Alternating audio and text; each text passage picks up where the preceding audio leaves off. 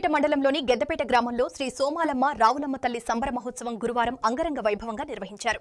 గెద్దపేట పెద్దలు యువత ఆధ్వర్యంలో భక్తుల సహకారంతో ఈ సంబరం ఘనంగా జరిగింది. ఈ సందర్భంగా సోమాలమ్మ తల్లి రావులమ్మ తల్లికి ప్రత్యేక పూజలు నిర్వహించి భక్తులు మొక్కులు చెల్లించుకున్నారు. గ్రామంలో ఏర్పాటు చేసిన పలు సాంస్కృతిక కార్యక్రమాలు అందరినీ ఆకట్టుకున్నాయి.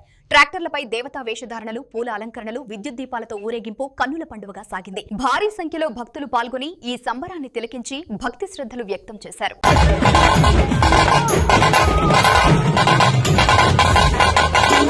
Puja essentials to wedding.